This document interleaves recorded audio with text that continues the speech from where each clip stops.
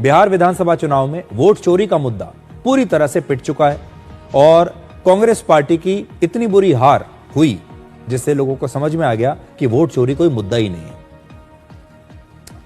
लेकिन जब नतीजे आए तो राहुल गांधी या कांग्रेस पार्टी वोट चोरी का एक भी सबूत देश के सामने दे नहीं पाए। इसके बाद भी राहुल गांधी वोट चोरी के आरोपों पर अड़े हुए हैं और आज संसद के शीतकालीन सत्र के 7वें दिन लोकसभा में चुनाव सुधारों पर चर्चा हुई।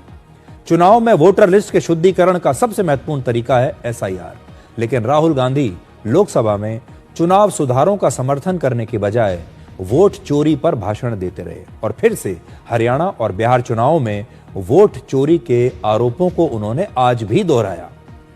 आज राहुल गांधी के पास एक बहुत बड़ा मौका था कि वो चुनाव सुधारों पर देश के सामने अपने विचार रख सकते थे। अगर वोट चोरी होती है तो उस पर देश के सामने लोकसभा में खड़े होकर वो सबूत पेश कर सकते थे, कोई उन्हें रोक नहीं सकता था। लेकिन आज उन्होंने ये मौका भी गंवा दिया। I know they're destroying it and they know they're destroying it. And I'd like to conclude by saying that the biggest anti-national act you can do is vote chori. There is no bigger anti-national act that you can do than vote chori.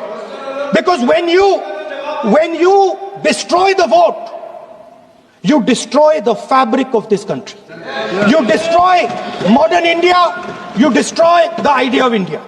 So I'd like to conclude by saying vote chori is an anti-national act and those across the aisle are doing an anti-national act.